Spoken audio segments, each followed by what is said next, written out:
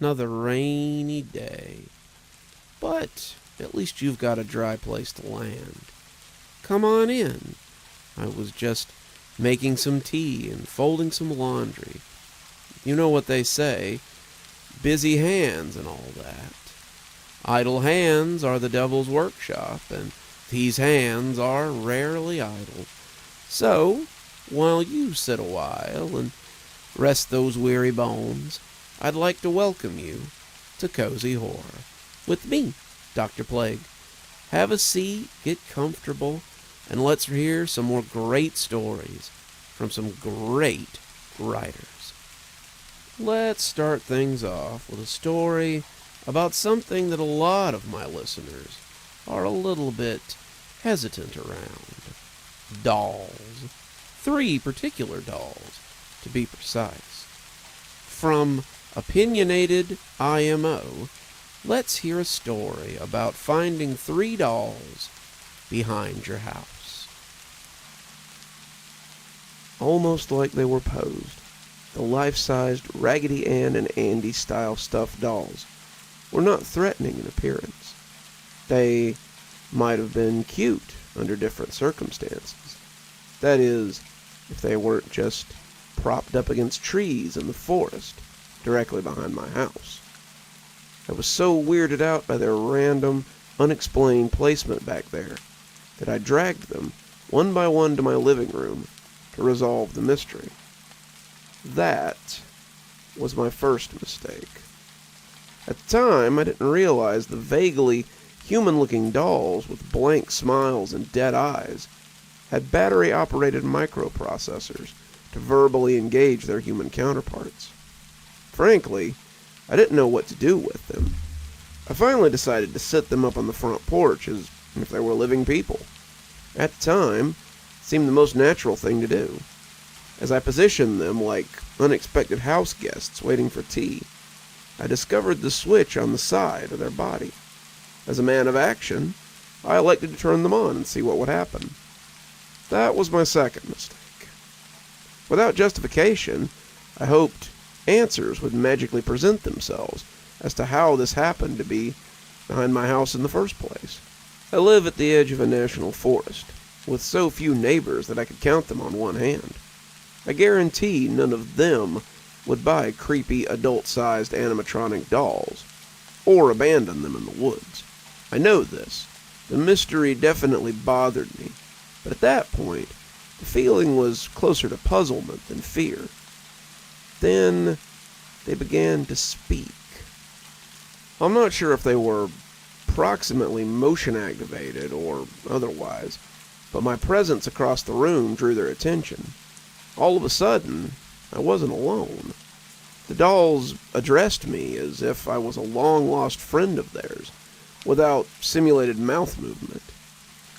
They spoke with a complex familiarity, which suggested they were alive, and we'd known each other for years. I was too bothered by the sophisticated ease which they interacted with me to marvel at the disturbing technology behind it. I had to keep reminding myself that they were essentially toys, creepy life-sized toys. Amazingly, they could converse about any topic I broached, but definitely avoided the subject of who left them behind my house. Whenever I'd corner one of them about it, the other 2 unblinking animatronics would deliberately intercede and redirect the conversation elsewhere. The AI was beyond impressive and fascinating to witness as they helped each other deflect my prosecutor-like cross-examination. The more I pressed, the more evident it became that they weren't going to tell me. They obviously knew the truth, but simply refused to answer, and that terrified me far more than anything else. These creepy dolls had both the knowledge of the answer and a strong will to refuse. I'd grown way beyond fatigued by the polite subterfuge and masterful game of misdirection with see, speak, and hear no evil, as I'd mentally dubbed them. I allowed my normal tendency of being polite to prevent me from turning them off. They were lifelike in a generalized way. and it seemed rude to simply switch them off. For the first time since the one-sided conversation began, I grinned briefly at the preposterous idea of caring about potentially hurt feelings from a discarded toy that I'd stumbled across in the woods. It was absurd. They were inanimate machines, for heaven's sake. My lingering worries were laughable, and yet something I couldn't articulate prevented me from just ending the artificial experience. I was so caught up in the perceived realism of the situation that I couldn't shake my undeserved respect for them. Reminding myself of the truth failed to take any traction. Their unthreatening faces distracted me until I suspected that I was losing my mind. Finally, I'd had enough of the hypnotic fantasy and metaphorically shook myself awake. When I stood up in determination to switch them off, the situation escalated considerably. "What are you doing?" The male doll spoke with alarm. The pitch in its animatronic tone rose midway through the sentence. Before I could stop myself from easing the concerns of the talking machine, I responded with pure reflex. I was still wrapped up in the illusion that I was conversing with an actual person. "I'm sorry, but it's time for the three of you to be silent," I insisted sternly, as if addressing petulant children. "If you aren't going to tell me who put you in the woods, I'm going to switch you off and enjoy the rest of my afternoon, warming myself by the fire. I'm tired of playing who's on first. It lost its appeal a long time ago." All of a sudden, they went from adult-sized, inanimate Muppets with impressive AI interface and non-threatening faces to something considerably less doll-like. Their stuffed faces actually seemed to reflect genuine worry and concern. Even more troublesome, the male one quizzed me, expressed obvious anger and moral indignation. I could see it in its evolving features.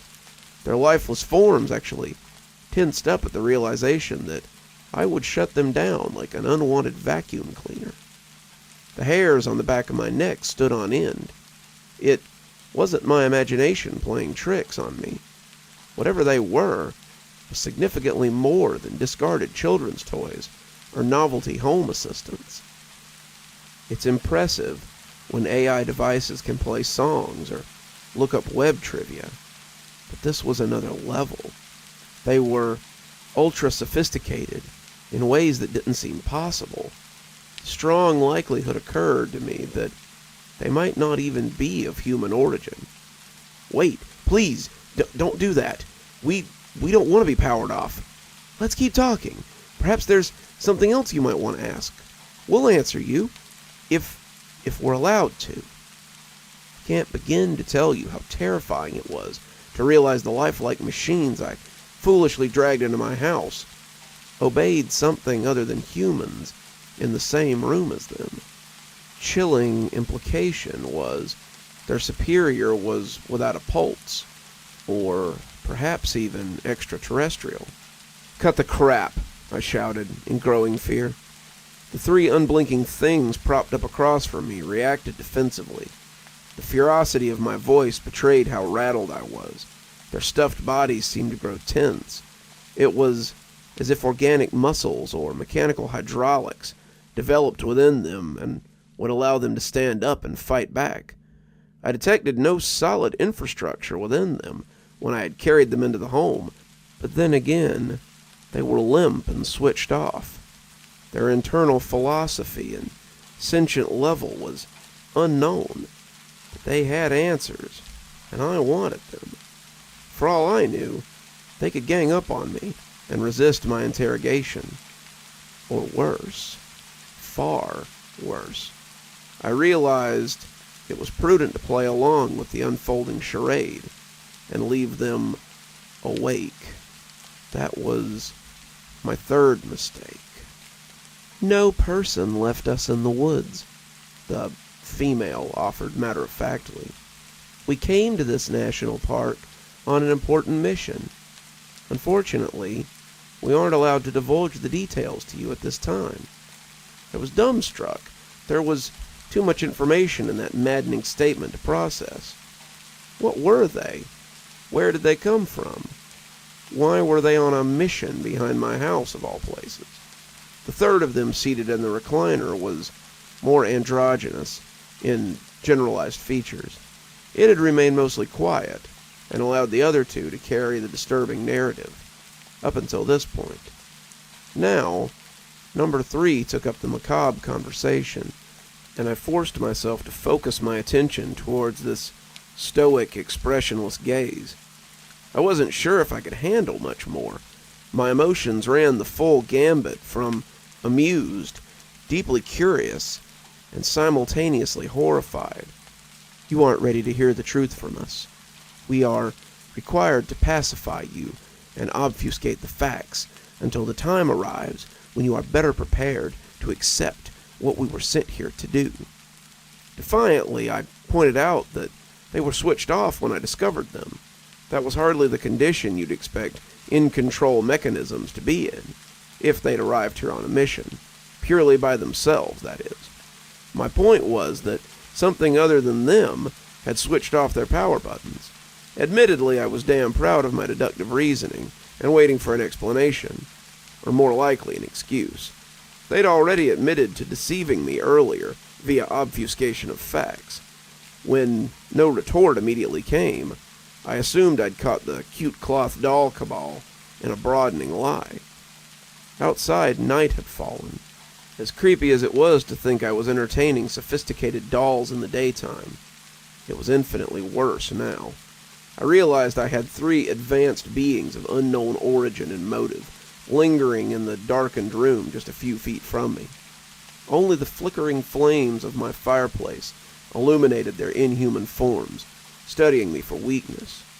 It was the same evolving darkness of the uninhibited forest beyond my house, which swallowed the ambient neighborhood light and teased my subconscious fear of the unknown. Were they sent on a mission to kill me?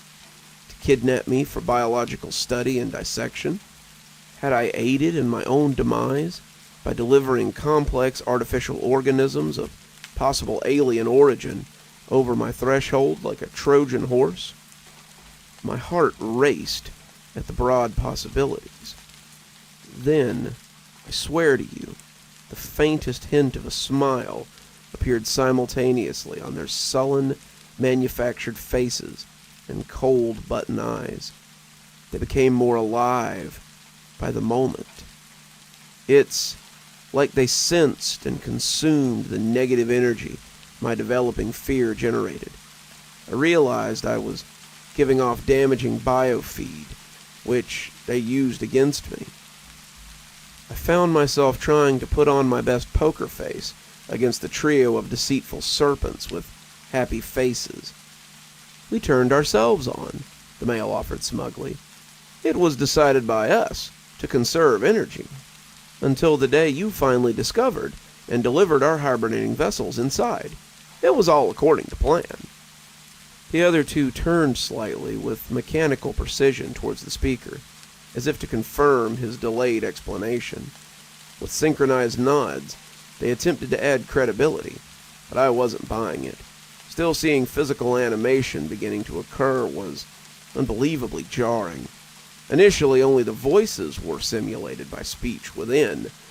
Then came the noticeable tension of their physiques when reaching in a more organic way. Now they were able to actually move their heads and form facial expressions. What would come next? It was obvious.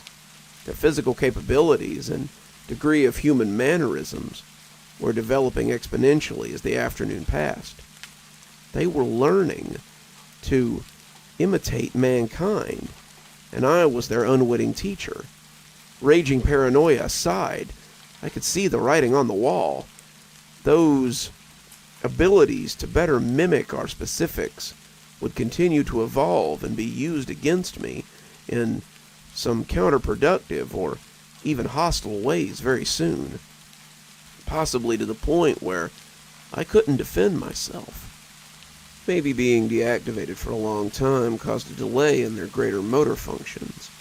Earlier they asked me not to shut them down, but at the time, they were little more than sedentary arguing toys as far as I knew. Now they were on course for the next frightening stage of personal interaction, and full-blown panic set in.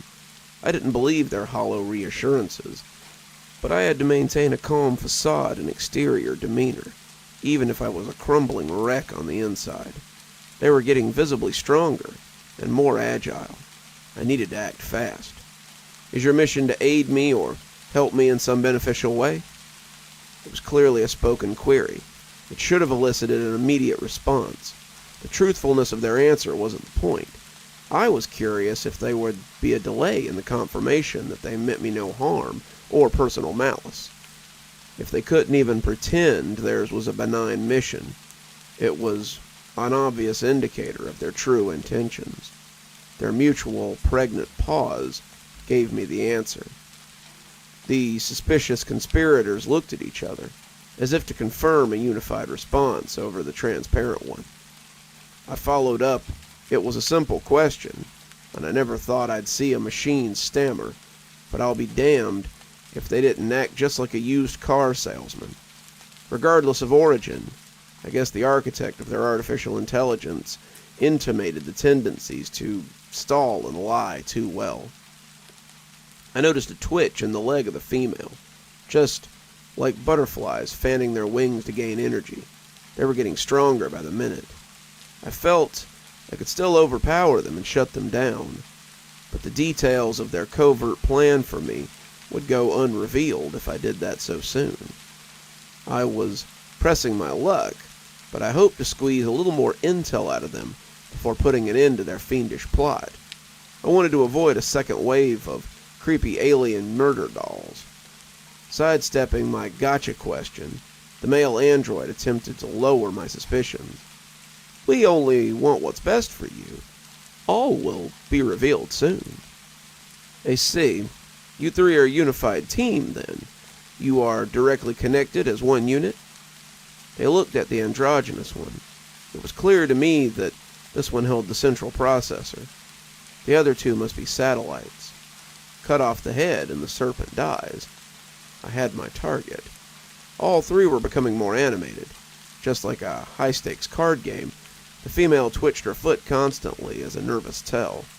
She was antsy to get out of the chair and finish their mission. The other two appeared just as eager, but she was slightly ahead in development.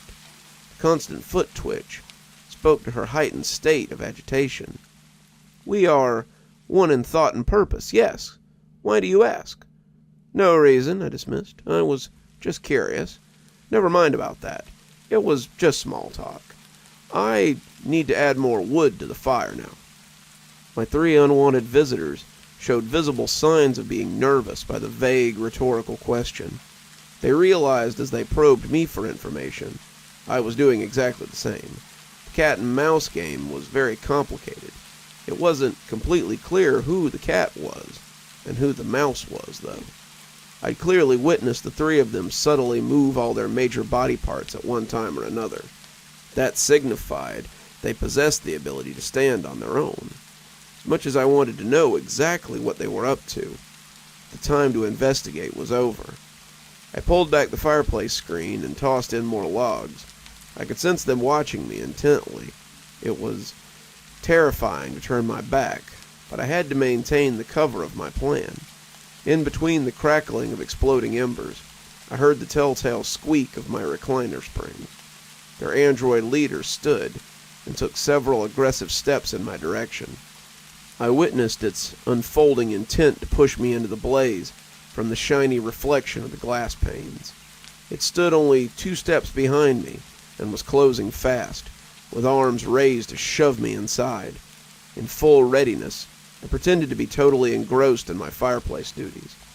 With a ferocious dexterity I could scarcely repeat again if my life depended on it, I whirled around, flipped off the switch, and tossed the accursed thing into the raging fire like cordwood.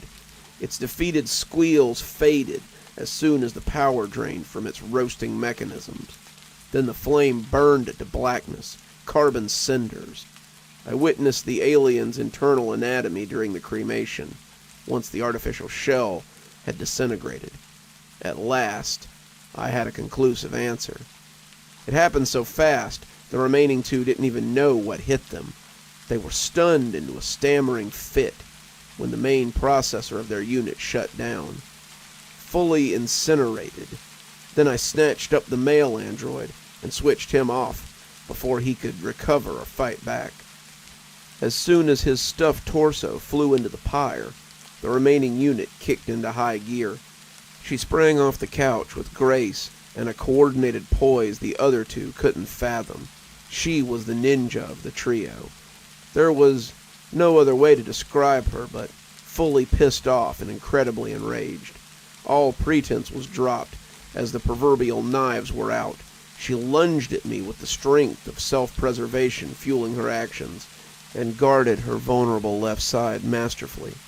There was no way I could easily flip the switch and put an end to this crazy game I was entangled in. The advantage of surprise had served me well until then, but it was lost now. She knew what I intended to do. I had to find another way.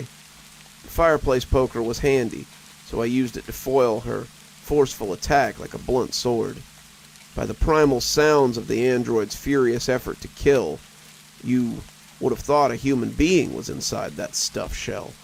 I wailed on my opponent like a swashbuckling fighter until I was panting and out of breath.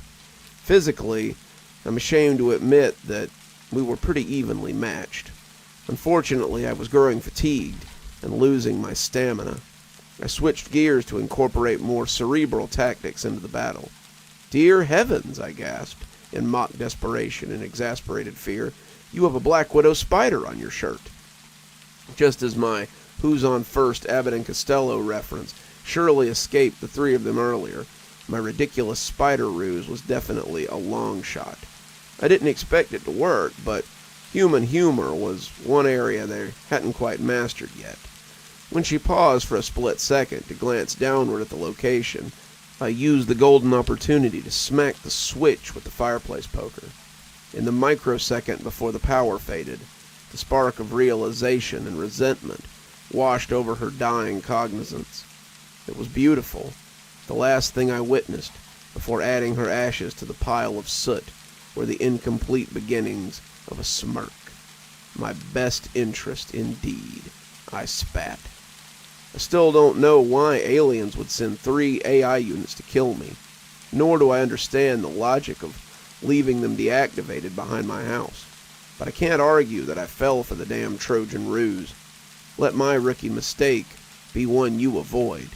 If you encounter cute-looking life-size dolls somewhere near your house, resist the urge to switch them on, or bring them inside. It's a trap. Just pitch them immediately into the nearby fire, or trash compactor, to avoid the headache of matching wits with the most sophisticated artificial intelligence you'll ever encounter. Moving right along, let's go from dolls to dogs, and find out about a pet owner who's a little bit hesitant around his favorite pooch.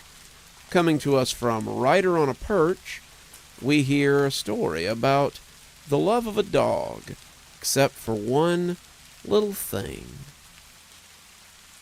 I know what you must be thinking. What a horrible person. I know, I've thought it too.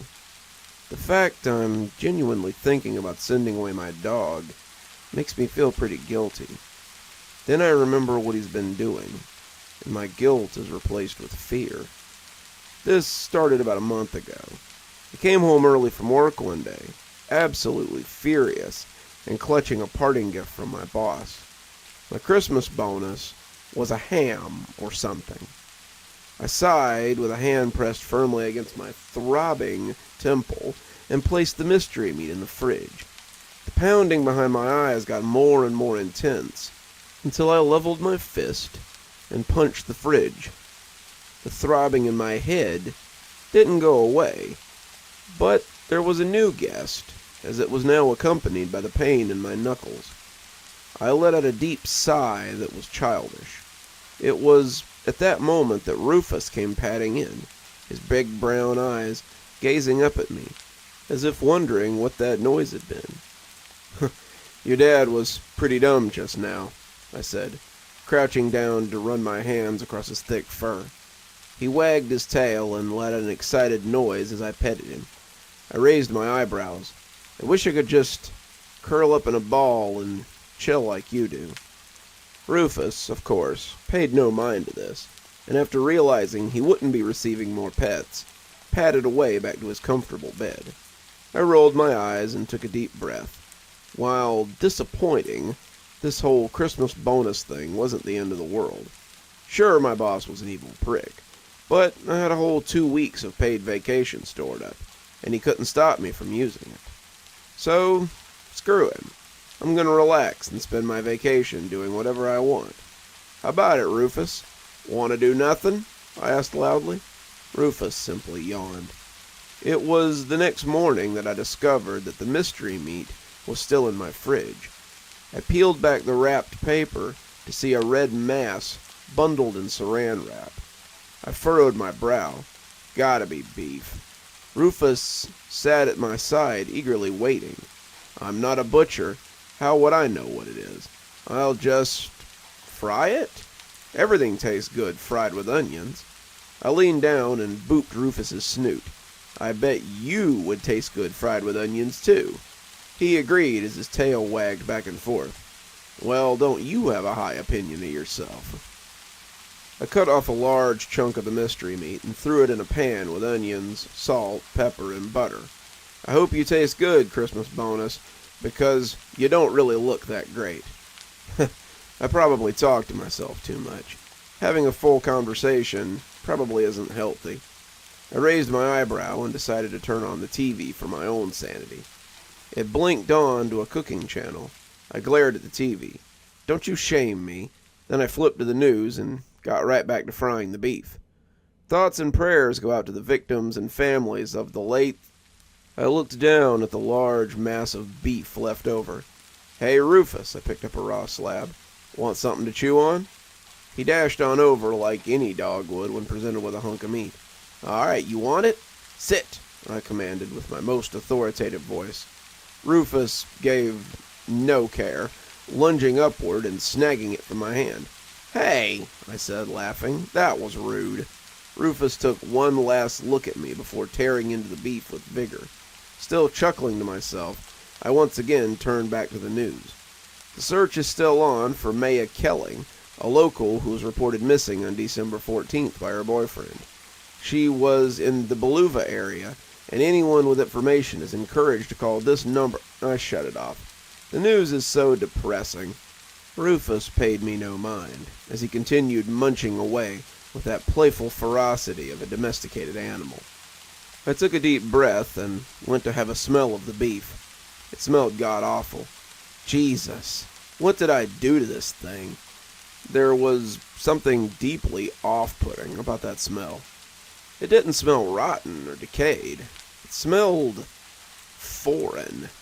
It filled me with apprehension and a strange sense of dread. I shook my head and felt a wave of stupidity roll over me. The feeling was not too dissimilar when you were watching a scary YouTube video at night by yourself and you want to turn the lights on.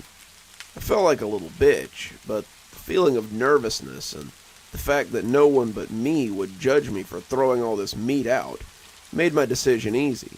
This was going straight into the garbage. I threw it in and did my utmost to forget about it. Take out it is. Having stuffed myself with pizza, I crashed hard. I'm a heavy sleeper, so it takes a lot to wake me up. Yet, I was woken up. A loud crash echoed through my bedroom as I shot bolt upright and listened for a moment. I heard dragging noises. My heart pounded in my chest. I stood, having armed myself with my pistol. I took a couple of careful steps forward. The noise became more distinguished. There was a gnawing and an eager snort. A sense of dread filled me as I rounded the corner, expecting the worst. "Rufus!" I shouted, seeing an absolutely devastating mess. He had torn open the trash, and it was scattered everywhere. I groaned and slumped my shoulders. "Not only did you scare the crap out of me, I'm also going to have to clean up your friggin' mess. Come on, man. Rufus had pillaged what he was looking for and scampered off without even looking at me. Having fully cleaned up the mess, I stood up and stretched, cracking my back in a few places. You're an ass for that, I said as I washed my hands. I'm going back to bed. Good night. Love you, I trailed off. Rufus was sitting on his bed, gnawing on something. Hey, what do you have there? I walked forward and reached down. To my great surprise, it was the first time I was greeted by a low growl. Hey now, I said, my words barely making it out of my throat because of the immediate surprise and fear. I took a few steps back and knelt down to get a good view of what he was gnawing on. The mystery meat. I reached forward tentatively and got met with the same low growl as before. Rufus, come on, give me that. I think it's bad. But what Rufus did next sent a chill down my spine. He simply stopped gnawing on it and stared me dead in my eyes. No more movement, no tail wagging, nothing. I must have sat there for 30 seconds before I did anything. I stood up, forcing myself to turn around despite every single fiber of my being telling me not to take my eyes off of him. Fine, have it your way. Couldn't help but take a peek over my shoulder as I walked away.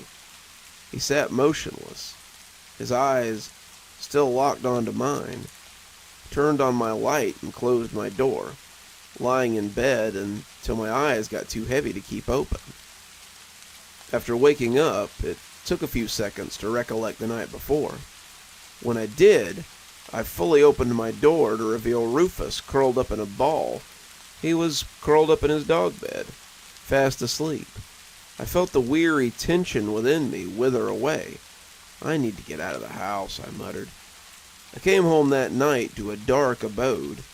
Having been drinking, my bearings were slightly askew, and I found myself fumbling with my keys a bit. As I pushed open the door to my house, I was greeted by an unfriendly darkness that settled itself over an empty house. I pawed for the light switch for a moment, until I found it, flipping it on with my one hand. Crap! I cried in fear, as my gaze was met by a great black mass standing in the middle of the living room. It wobbled slightly, as if unsure of its footing, before it fell to all fours. Rufus? I cried, my heart playing in my ribcage like a bongo. What the hell were you doing, you creepy-ass mutt? Rufus just stared, tail stationary, eyes fixated on me. I'm gonna go relax. Cut that out. Rufus didn't blink. Neither did I. I slammed my door closed and sat on the edge of my bed, taken aback. Jesus, that was friggin' scary. As I took off my shoes, the image of the shadows in the dark, form stretched in a way it wasn't supposed to, made my skin crawl. I've seen dogs standing up before, but in that goofy cute way. Hell, I've even seen dogs do a headstand. But this, standing in the middle of the room in the dark, just staring at the door, it unsettled me to my core. My sleep was troubled, as if I had a nightmare I couldn't quite remember. I woke up to that feeling of unease creeping its way back up my spine. To stall, I scrolled through the news, but nothing could take my mind off of it. Not Bitcoin plunging in value, not the disappearance of that local girl, not Taco Bell bringing back the nacho fries. I just kept imagining what Rufus must be doing at any given moment. Standing there. Just standing there. I growled and punched my pillow. I'm acting like a wuss. Gotta get up. I rolled out of bed and crept to my door, heart pounding. I stared at the handle and reached my hand out slowly, my heart beginning to thump against my chest at an increased tempo, with a deep breath that caught in my chest as I eased the door open. I felt fear jolt through my body as I saw him, standing once again in the middle of the living room, his furry back to me, as he stood absolutely motionless, staring at the wall. My words caught in my throat before I could speak. I did the worst possible thing I could have possibly done. and quietly closed the bedroom door. The fear began to set in worse. I locked my door and collapsed on my bed, breathing fast. He was out there, standing upright. I couldn't open that door again. I couldn't make it out of the house. Not with him there. Not with him just standing there. I found myself nauseous with terror that had possessed my body. I sat there staring at the door for the better part of an hour before finally getting up the courage to once again check outside.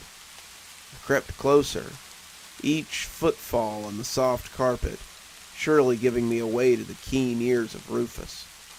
My heart pounded in near apoplectic terror as I once again laid my hands on the knob. It took me longer than I'd like to admit to open the door. Once it did, I peered through the crack to try and see where he might be. Still standing. Trying my best to summon fury, I opened the door wide and shouted, "Rufus!" All the anger I summoned was turned into terror vapors when Rufus slowly turned his head to face me. He turned his body next. He took a step. He took another one. And another.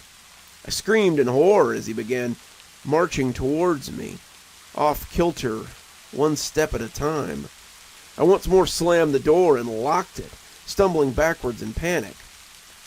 I didn't hear a sound at my door, but I saw the shadow of something standing there. "Rufus, stop it right now!" It was met with silence again. I was met with a terrible sound. It sounded like when a dog yawns and their voice stretches and bends. But this had purpose. This wasn't just a noise. It was measured, meaningful. "Get out of my house!" I screamed in terror as it continued. "Get out now!" The sound stopped. The shadow at my door was slowly and clumsily plodding away. I shook, my breath coming in gasps. I stayed awake in my room for the rest of the day, until finally thirst gripped me and I couldn't bear it any longer. I left the room, armed with the small pistol I keep for safety. There he was, curled up in his dog bed, fast asleep. I kept my eyes locked on him as I tiptoed around, gathering food and water before dashing to my room. I typed this now to you, asking the community of people who deal with these things. If I call the cops, they'll call animal control. They'll either laugh in my face or simply take Rufus. I don't want that. I want my Rufus back. My good boy. What's happening to him? Why is he like this? Halfway there. But don't worry. We've got lots of great stories left. And I mean to finish out strong. Next one is a story about a strange rental property with quite the checkered past. So, coming to us from JustHuman963, let's learn a little bit more about a house rental where two murderers lived in the 1960s. Started renting this house a few weeks ago. It was a nice 2-bed, 1-bath with 2-car garage, sizable driveway. The grass was in good health, and the wooden fence was always painted a bright, clean shade of white every few weeks. It's like a house from the 50s, because it was. There was something charming about it. Wooden paneling, a porch with the backyard deck, grill, cozy little shack out back full of tools, and the lawnmower. I was allowed to rent this out for as long as I needed, so I could write a report about a murder. One that just so happened to have taken place in this very house. Back in the 60s, a couple lived here. They were crazy about each other, and about some of the neighbors as well. For over 2 decades, they poisoned, stabbed, and shot various other families. It was never clear why they did it, or what motivated them to do it in the first place. In the end, it was chalked up to pure insanity. A pair of psychopaths married together. They had a son and a daughter, but the Grandparents had taken them out of the household after finding out about the first murder. They kept it quiet, of course. The house has been turned into a sort of museum and rental space over the past few years. It was closed off to the public for over 3 decades, but recently it opened back up for people to look at. Turns out that renting out and giving tours of a haunted house was profitable. Who'd have figured? Oh, I forgot to mention that it was haunted by the souls of the couple who killed those families back in the day. That was something I was having a hard time documenting in the report I was writing. I mean, come on. Haunted house? The hell is this? A horror novel? I was dead wrong about it, though. It all started one night when this one song started playing on the phonograph in the living room. It was Put Your Head on My Shoulder by Paul Anka. Can't get it out of my head. Played over and over every night. The nights would go the same way, over and over. I would go to bed around 10 p.m., and after that, the house would fall into an odd silence. The lights came on in the living room, and that song would just start playing all by itself. The movement of footsteps could be heard as they creaked against the hardwood floor. Please, come out and join us. It's quite a fun night, a female voice would call out. Come now, be our guest. Take a seat out here. We'll drink tea and listen to the radio. A male voice would soon follow up with the woman's voice. It's not safe to get up and check it out, despite their words of assurance. Doing so could bring unknown results. It may have been safe, but something in my body told me otherwise.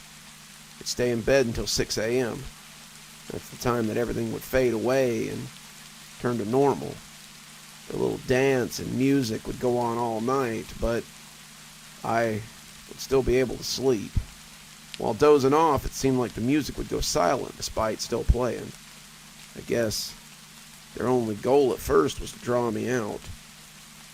It's been a few days of this before things took a step up. I've been hearing, I don't know quite how to put it, people. It's almost like a party's going on during the night hours.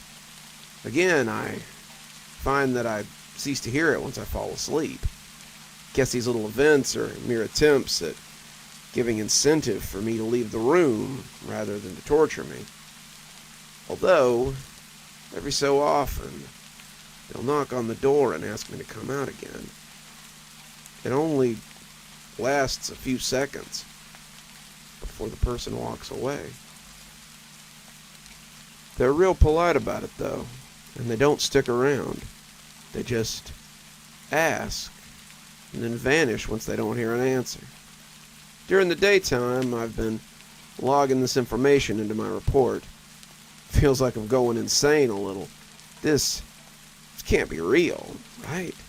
I must be breathing some kind of hallucinogenic gas or something. Got the vents checked, but nothing's wrong with them.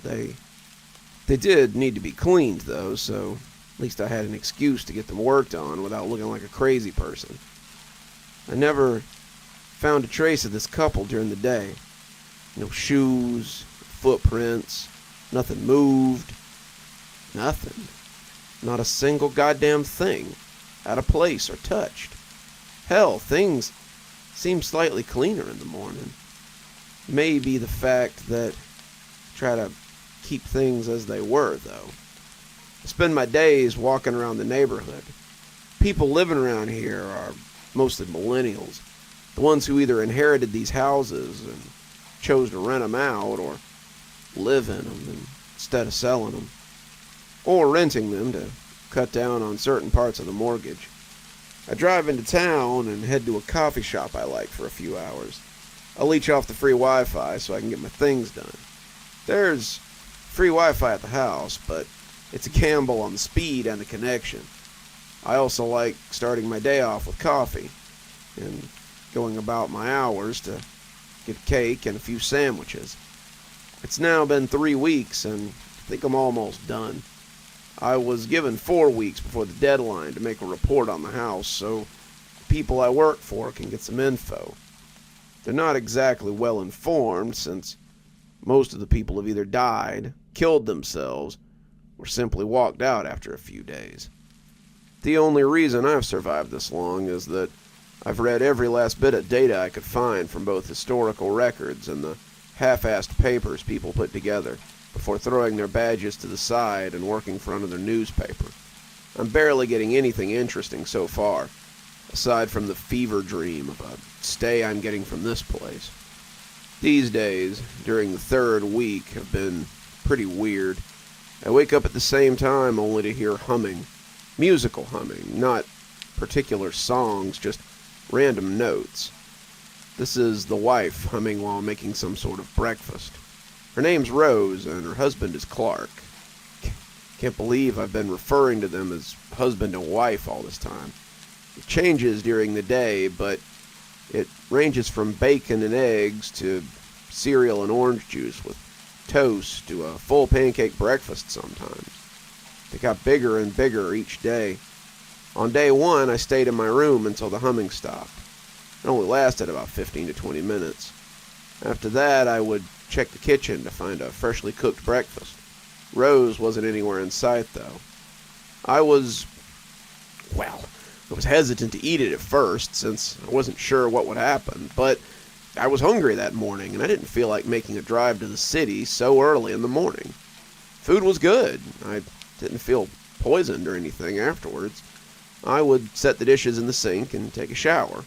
Not even 15 minutes after getting out of the shower and getting dressed, the dishes were washed, dried, and sitting in the cupboard. I'm honestly not sure why people have been dying or quitting this trip. So far, I've stayed out of their way and never really messed with anything. I feel like a guest here, and act as one, which is probably the key. Can't live here, merely stay for a certain amount of time. I don't know how long that time frame is, though. Week 4, these last 7 days, are my final chance to wrap this up before the deadline. I'm nowhere closer to finding out how these past journalists died, why this couple did what they did, or anything like that. The best I'm going to do is probably pump out a short guide on how not to die here. This week was the hardest. The haunting extended all day. You see, the morning would start out as normal as it had last week. Waking up, hearing the humming, waiting for it to stop, eating a little breakfast, putting the dishes in the sink, etc. The real difference is they're now visible and active, all day and night. Clark spends his days sitting on an armchair reading a newspaper. Funny detail is that the date on the newspaper follows our date, only the month and day, not the year. He's always dressed in a white dress shirt with the top button left undone. Simple, ironed black dress pants with a leather belt neatly wrapped around them. Brown leather shoes, more like loafers actually, I guess. Kind of dress shoes you just kind of slip on. They were always shined and cleaned. His right leg is on the floor with his left leg stretched out over the right. The newspaper covers his face. The only thing that could be seen from the other side was the occasional cigarette smoke puffing up. The cigarette never had a scent, though. Phantom tobacco, I guess. Pretty funny. Rose would be sitting on the couch most of the time, either knitting, reading a magazine, or watching the TV.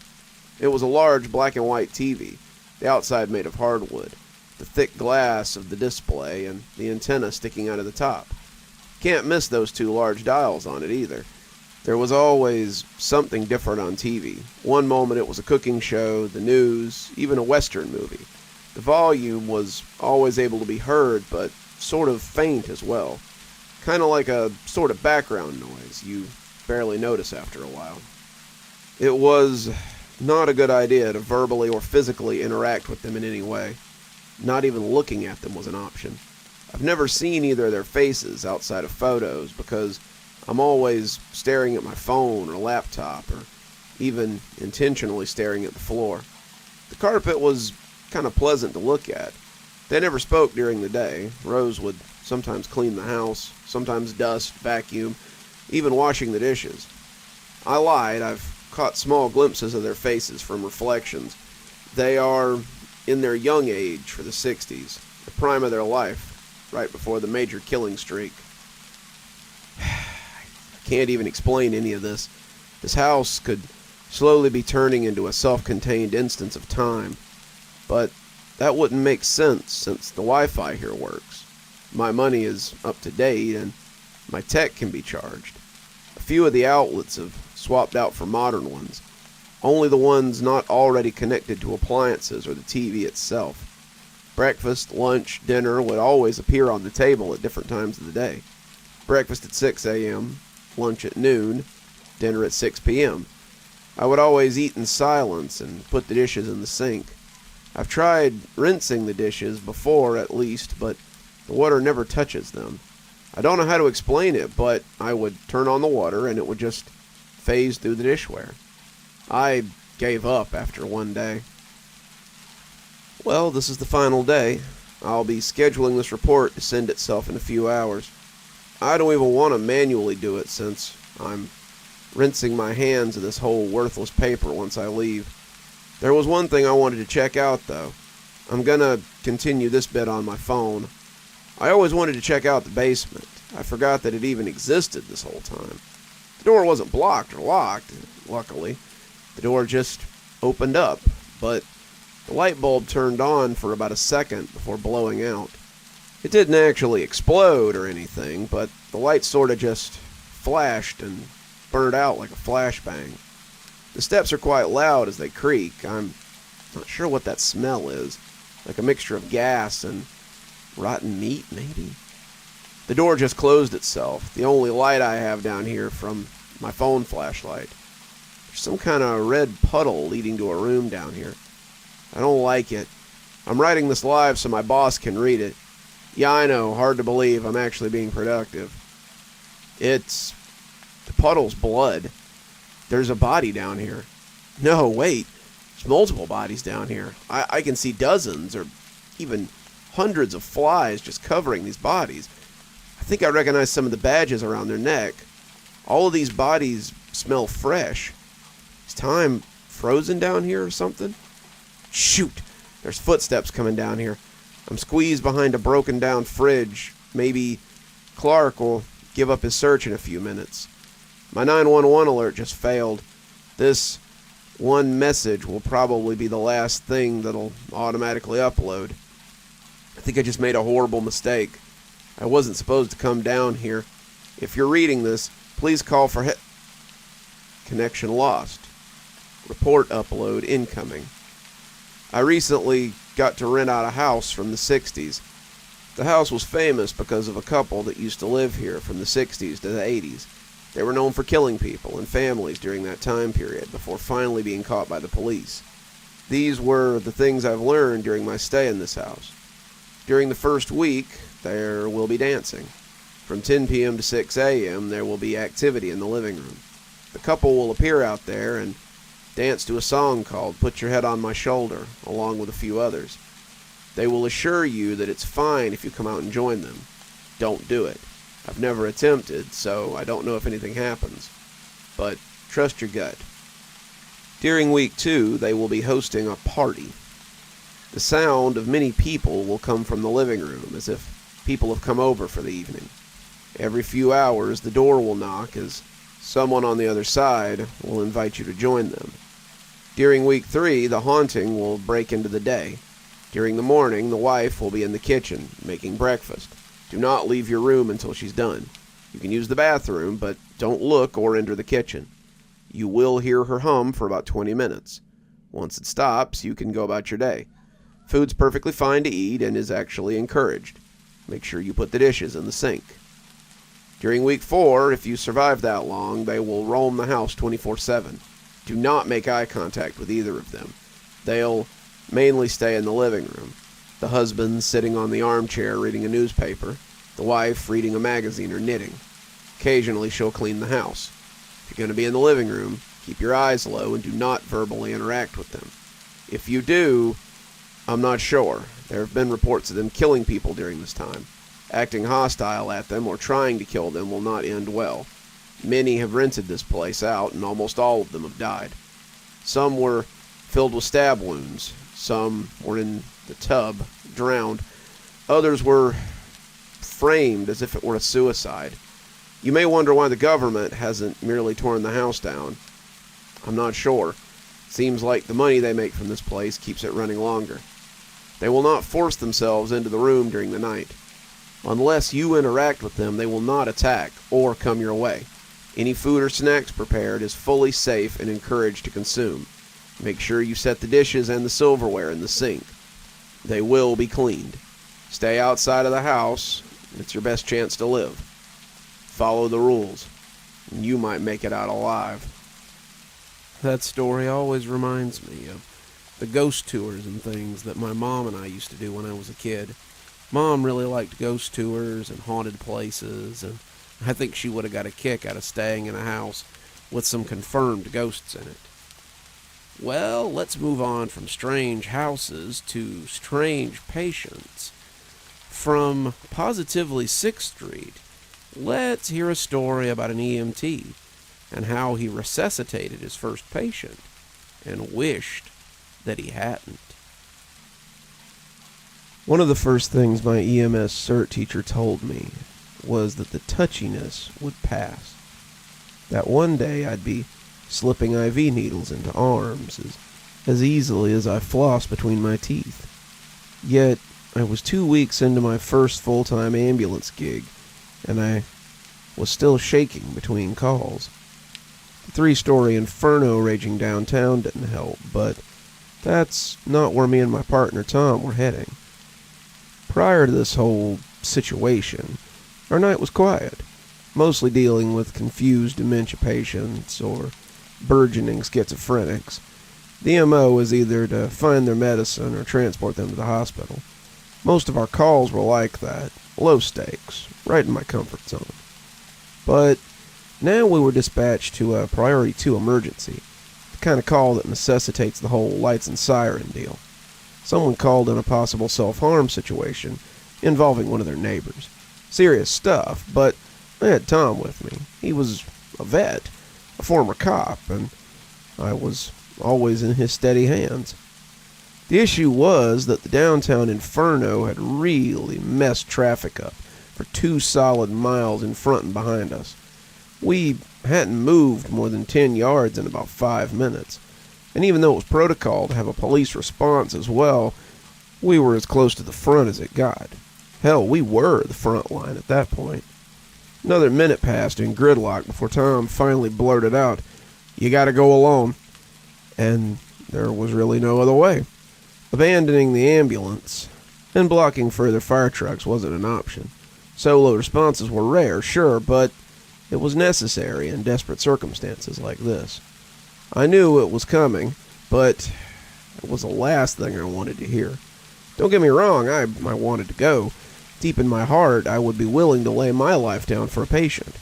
I wanted so badly to be that type of cool, methodical mind that entered an emergency situation and eased their patient back from the brink. It just hadn't come to me yet. Tom saw it. I'm sure if seconds weren't the difference between life and death, he would have given me 5 minutes for a pep talk. For now, though, all he could do was pat my shoulder and smirk. "Knock 'em alive, kid." So out I went, squeezing myself between the bumper-to-bumper traffic until I found myself on the correct cross street. There's something horrifying in the minutes between their call and your arrival. The feeling creeps in while you're slipping over broken sidewalks and homeless tents, realizing you're the beginning and the end of their recovery. It all comes down to you, the practitioner. To be blunt, you're God for those few minutes. And God was having a pretty bad time gaining entry.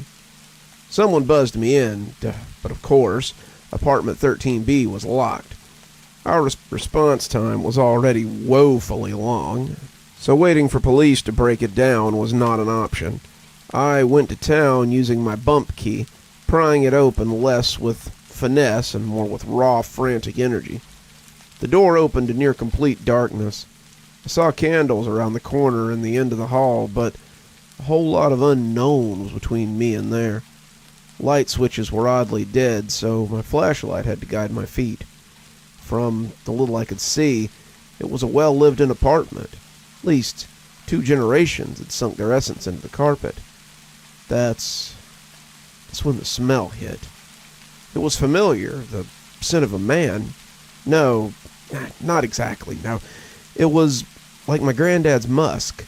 I hadn't smelled it since I was in his lap as a kid, but the recall was instantaneous. It made me feel oddly safe, which lasted only a few seconds, considering what I would soon see. Around the corner, there was a metric ton of candles in the living room. Every surface was covered with them. Weirdly, the wax was melting from every kind of receptacle except a candle jar. Bowls, mugs, shot glasses. The source of the musk, no doubt. They cast the entire room in a homemade devilish glow. They lit the way to the girl I would come to know as Ellie. She had wrapped herself up in the corner, laying motionless. Baggy sweats and a white tee hid her frailty at a glance. I rushed to her, set her on her back, and began to triage.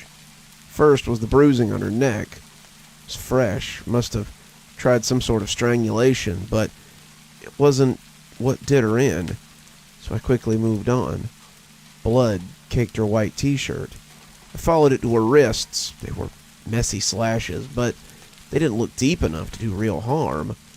That's when I noticed the culprit of my light switch woes.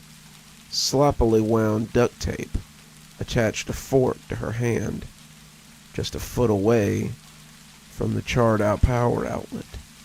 Christ, she'd electrocuted herself. Full cardiac arrest. She could have died in the seconds it took me to triage. My hand found position and began compressions. I regained some confidence as I found my rhythm, laying the foundation of the AED to work its magic. The repetitiveness gave me my first moment to take Ellie in. She was young, maybe even younger than my 19-year-old sister. Her being in this position seemed so wrong. I could see this face getting drunk at a college party, waiting tables at a diner in town, but not here. I thought about the second chance I wanted to give her as I continued compressions. That's when the room started to feel warm. The candle scent now got a bit clearer. It wasn't the manly musk of someone's grandfather. It was an animalistic scent. Dried blood and mange.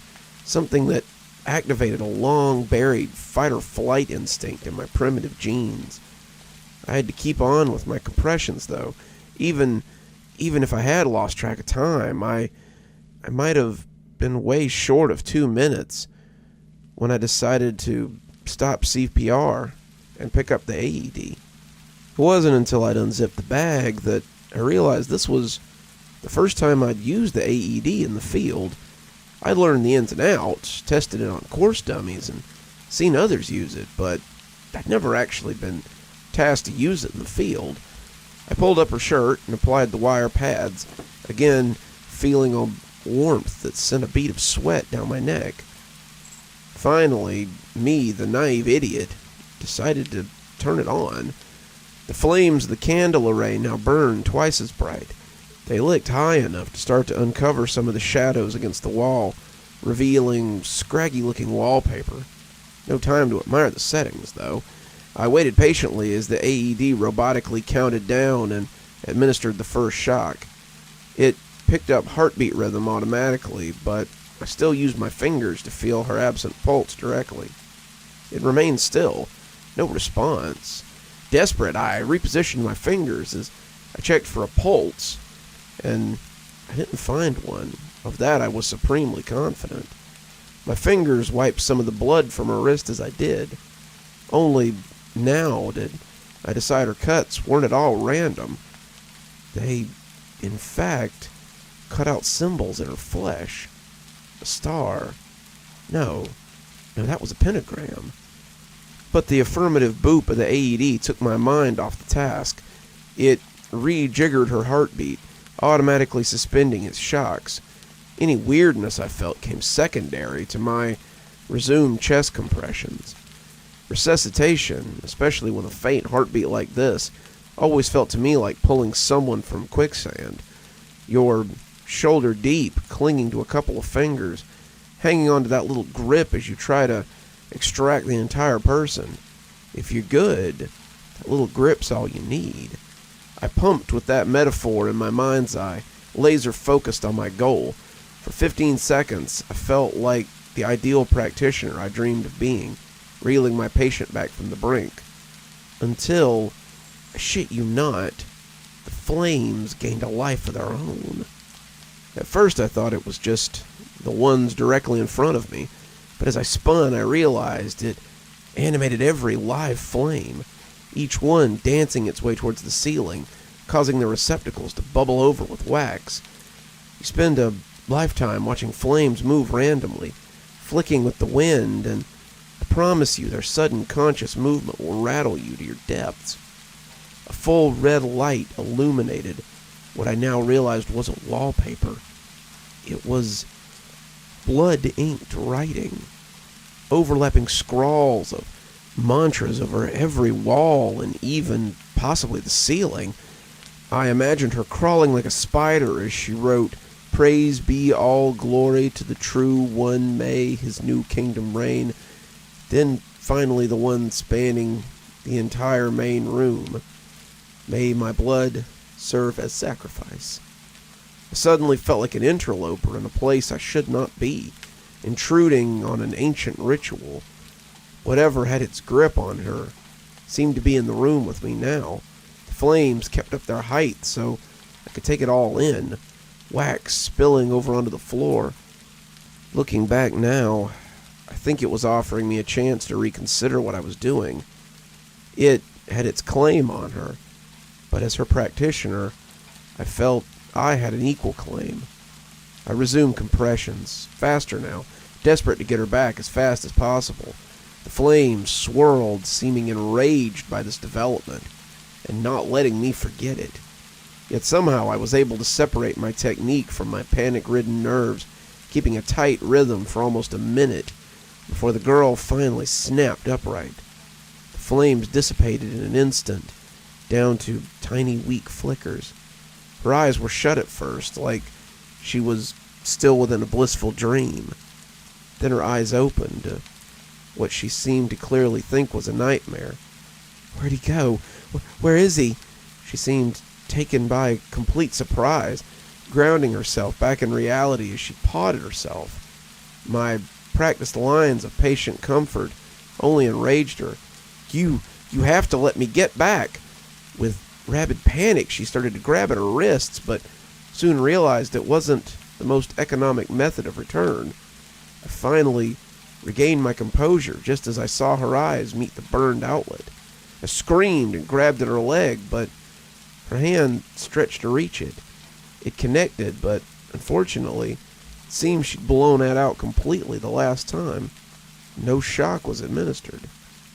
Ellie kicked me off and stood, searching for a weapon, for a way out. It gave me a second to reason with her, person to person.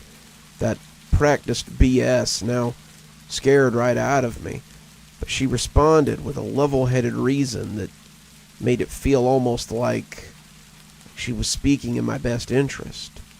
"You don't understand. I'm the last one. He needs me."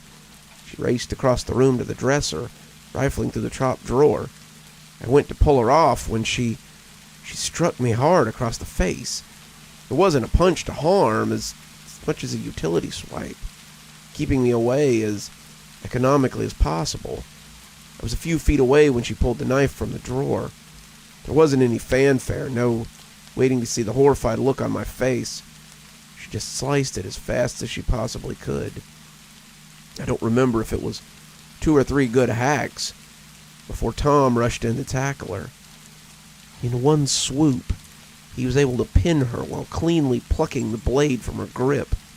Blood pooled as he steadied her flailing arms with ease, getting the one she had sliced into the open. "You okay?" Once we had established that I was at least physically unharmed, I got back to work wrapping her wrist, stopping the brunt of the blood flow. Tom reinstated order to my rapidly deteriorating nightmare. As much as she wailed and cried in that first minute, she settled completely as she was padded up and restrained for transport. Her dead eyes followed me back and forth across the room as I spoke to the police officers that had arrived, burned into my scalp even when I turned around. She seemed to have come to a realization, something that set her at complete peace even here in the reality she had been forced back into. Stupid me, I reasoned that maybe I'd given her a new lease on life, something she would cherish. Stupid. That was a week ago. There were 5 total ritual suicides that night, aside from Ellie. All were successful. The first was a young artist who burned herself on a pyre, setting her warehouse studio aflame. That was the inferno that caught Tom and I in the traffic heap. My first patient died 2 days later. He was a 12-year-old boy suffering from asphyxia after eating some mislabeled Chinese food. An EpiPen was administered by his mom, but it wasn't enough. We arrived in time and got the epinephrine IV in. However, his heart responded in a bizarre fashion. It began to rapidly slow with the increasing dose. He wasn't just dying, it was like I was killing him. He died so fast it took his mom 2 minutes to realize. The longest 2 minutes of my life. 1 is a fluke, but 6 are a pattern. 5 more of my patients would die, some with completely non-life-threatening conditions. My supervisor comforted me after the first, but things darkened quickly from there, despite the fact that I was investigated and could not have done anything different. I was suspended indefinitely. It took me almost a week to find Ellie. From the hospital, they bounced her between a few psych wards until landing her at one for, shall we say, more intense cases. Despite this, their windows were not barred, just thick and secured tight with latches. Something told me hers would be unlocked. It was. She's sleeping. Been this way for the last hour. I've gripped and released the knife in my pocket 100 times over, though. One more story, and then I think it might be time to go off and write the tale of what lies on the other side of my eyelids. But don't worry, we've finished strong with a good one. Pets can get up to some strange behavior. You and I all know it. But some is a little stranger than others, especially when your dog decides it might be time to join a strange social club. So, written by Rue85, let's hear a story about how they believe their dog might have joined a cult. We added another member to our family today. He was a beautiful, short-haired Jack Russell Terrier we named Sparky because he was a little ball of energy. He was a rescue dog that came to us at a young age. The pound wasn't sure of his exact age. It was more of an unofficial age that we put on him. That put the number of dogs we had up to 5. 2 terriers, a Jack Russell, and 2 golden retrievers. Growing up, we always had pets, and when I finally started my own family, I wanted my kids' lives to be filled with a hectic house full of pets. My life felt complete. I was married to the most amazing wife, and we were blessed with 2 beautiful daughters, Aisha and Sarisha. My wife, Mairead, shared my love of dogs, so it was set in stone that our home would be filled with life. My favorite thing about owning dogs was when I walked inside from work, all 5 dogs would run up to me when I arrived at the door. No matter how crappy the day was, there was always instantly a pack of dogs there to cheer me up. All the dogs had different personalities, and they all loved you in their own unique way. So if there was ever a change in their mood, you would know something was up. Life isn't always a bed of roses, but for the most part, it was great. As long as everyone was happy and healthy, that's all that mattered. So whenever it was the kids' birthday, we made a fuss over them. Our daughter, Aisha, was going on 7, so as a surprise, we decided to get her an expensive porcelain doll that she'd spotted in the window of an antique shop downtown. The doll was a big hit with our daughter. She beamed from ear to ear when I arrived home with it. These were the kind of moments I lived for. Seeing our daughter happy filled me with immense joy. The doll had long curly brown hair and was dressed in a flowing silk gown that our daughter called Masha. She loved it, but as soon as we brought it into the house, the dogs began acting strange. At first, I didn't think anything of it. Sparky was new to the house, so we put it down to an adjustment problem. But as soon as I walked in the door with that doll, he became extremely distressed. Every time I came in the door, it was the same thing. I would hear a stampede of dogs make their way from the kitchen to the hall. But as soon as Sparky sensed the doll, his tail folded between his legs, and he ran. I would always find him later, shaking behind the couch, in a real state. The 4 other dogs reacted differently to Sparky, but it was a reaction, nonetheless. I know my dogs like I know my children, and something seemed off with them. They're all young dogs and love to jump around and play and fight, but whenever our daughter walked into the room with the doll, they suddenly became submissive. They weren't scared submissive, but obedient to the point that they would sit and stare at that doll.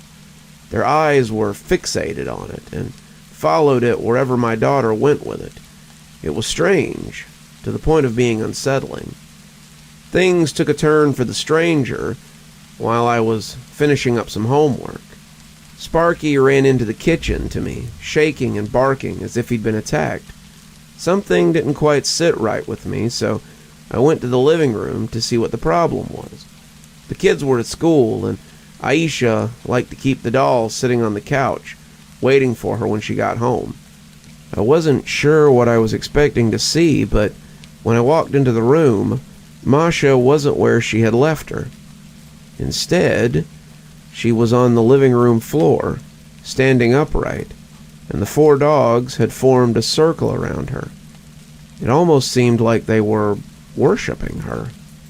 I would love to say that things settled down after that, but it only got worse. I didn't like how the dogs followed our daughter around the house whenever she had the doll in her hand. Before the doll came into the house, they were so protective of the girls, but now they seemed to look at her with contempt. Whenever Aisha would pick up the doll, they would get agitated, and sometimes they would growl at her. I didn't know what to make of it until I got a phone call from my wife while I was at work. She was in hysterics. I rushed home to find my wife standing at the door with our 2 daughters. Aisha was still holding the doll, and I could hear the dogs inside going crazy. Aisha had a mark on her cheek. "What the hell happened?" I asked. I could still hear the dogs pounding against the front door. "The dogs are acting very strange. Mika went after Aisha." I didn't know what to say. I'd never seen my wife and kids so upset before, and it felt like a dark cloud had descended over our happy home. I took the doll from my daughter and placed it by the tree before I opened the door to let the dogs out. They ran straight to the doll and formed a circle around it as if they were protecting it. We removed Mika from the house. It broke my heart, but we had to do it. I thought things might change after that, but they only got stranger. We took the doll from our daughter until we could figure out what was happening. We placed the doll in the shed, which made the dogs go wild, apart from Sparky. He began watching over our daughters, and I felt a bit better knowing he was in the house with them. The other dogs wouldn't settle, so I had no choice but to put them in the yard. As soon as they got out, they set up camp outside the shed, sitting obediently as if they were waiting for a second coming. I remember thinking that maybe at least they were quiet, and it was a change from the mayhem. That changed one morning when I went outside to get in my car and was shocked to find blood everywhere. I followed a trail of blood to the shed and was horrified to find the carcass of a goat with its guts splayed out and left by the shed door. The dogs were covered in blood, but that hadn't prepared me for the paw prints of blood arranged in a strange pattern on the shed door. If I didn't know better, I would swear it was some kind of sacrifice. This went on for days. Every time I went to get in my car, I would find a different animal with its guts hanging out, left by the shed. My wife was beside herself. Life had completely changed, but the thought of something demonic happening was beyond our imagination. We were rational people, so we made excuses for what was happening. Waking up to the bloody carcasses eventually stopped, but the dogs still sat outside the shed, waiting. But waiting for what? Sparky kept his distance and was happy being in the house with us. Apart from the dogs, things seemed to go back to normal, which probably lulled us into a false sense of security. We didn't think much about the doll until I went to check on our daughters. Sora's was sitting alone, playing with her own dolls, when suddenly a feeling of dread crept up my spine. "Where's Aisha?" I nervously asked. My daughter looked at me with a smile on her face. "She went to the shed to get Masha, so we can play families." As soon as the words left her mouth, I heard a scream out from the back. My soul left my body. All I could think of was that bloody carcass the dogs had left by the shed, and I feared the worst for my daughter. I made it to the back garden to find Aisha on top of the car, crying her eyes out, while Sparky was furiously attacking the other dogs, trying to protect my daughter. Sparky was a bloody mess, but I managed to get both of them in the house. Apart from a few cuts, he was all right. That night, I locked my wife and 2 girls in the bedroom until I could think of a solution. All I knew was I had to get the doll from the shed and get it away from the house. I waited until the next morning to get the doll as far from the house as possible. I grabbed my old bat from the closet and took a deep breath before I opened the door. As I stepped out into the garden, the sight that greeted me stopped me in my tracks. Fear completely gripped my body. The 4 dogs I was expecting had now turned into hundreds. They were coming from all directions, dogs of all kinds. The ones that arrived all sat submissively outside the shed, as if they were waiting for the second coming. All I could think was, I'm gonna need a bigger bat. And just like that, our stories are at an end. Thanks for joining me for Cozy Horror. It's always a pleasure to have you here for great times and great stories. We'll have to do it again sometime. Maybe tomorrow. Maybe in a few days. Who knows when we'll find time to see each other again. But I look forward to it whenever it may be. Until then, this is Dr. Plague, wishing you a wonderful day and a spooky evening.